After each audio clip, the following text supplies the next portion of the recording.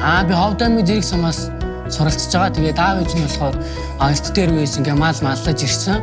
Тэгээд ер нь болохоор өдөөний аавгаах болохоор зоо техникч байсан. Тэгээ манай хүргээ авах болохоор яг зоо техникч мэрэгчлэр ингээ эзэмшээд төгсөөд одоо ингээ ажилдаг.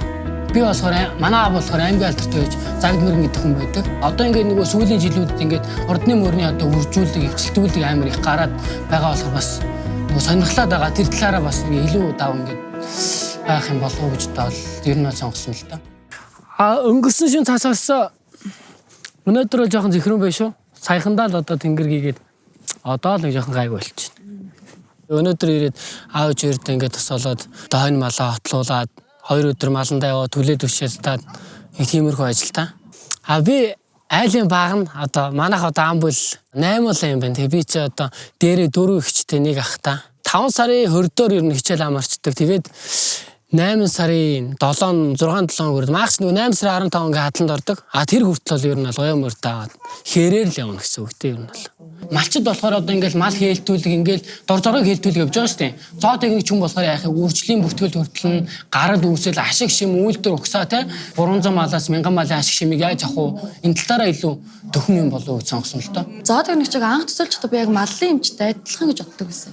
Одоо яг ингээд сураад ирэхэд малын эмчээс шал өөр юм бэлээ. Малын эмч бол зөвхөн ингээд малын эмчлээ явна. Зоо техникч маань болохоор ингээд бүхэл юмыг хийгээд, зохион бүтээгээд, үржлийн хүртэл хариуцдаг хэрэг айгуу чухал мэргэжил юм шиг санагдаж байна надад. Нэг малчин айлын хүүхэд биш хэрнээ тийм одоо ирээдүйд одоо ингээд энэ мэргэжлэрээ ажиллаад ажилласнаагаа ингээд бүр ингээд хөгжүүлээд явъя. Тэгээд ингээд өөрийн гэсэн ингээд ирээдүйд том хөрхөн фермертэй болъё гэж ботцсон байгаа. Одоо айрын мөрөөдөл маань хичээлээ үзэл ирчээл ингээд хараад хинжээл бодоод тэгээд ингээд аль сонирхолтой хийгээл одоо энэ чинь ингээд саажбархаас өсвөлээ бие хэмжээг аавна гэхээр ингээд яг ингээд хийгээ хослуулаад үржлийн бүтгэл хүртэлж явахдаа энэ чи хэрэгтэй мэргэжил байсан юм байх шүү гэж одоо илүү сонирхолтой гоё мэргэжил энэ даа л гэж бодлоо. Надад ч тавтаад.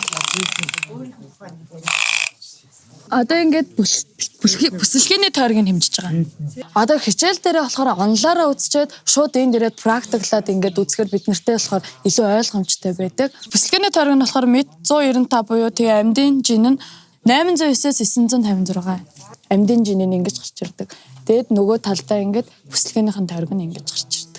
Нийтээр курстаа очиад за би нэг ийм сурсан да 2 доо ороод манайх ч ингээл зохиомол хээлтүүлэг сурсан. Би одоо ингээд тижэл хийгээ сурсан те. Амралтаар тэгэл одоо багшийн өгсөн даалгавар бас байж те одоо ингээд онл семинар одоо юу өсөөлээ тэрийг бол тэгэл хослуулаад янз бүрээр одоо хийгээ явна. Тэгээд одоо нөгөө өвөл хаврын цагт төл малаа яаж тийжээх үү те сүү орлох тийжээл нь яг ямар байх уу гэдэг тал дээр ер нь бол бүх юм бол ингээд илүү даваа талтай те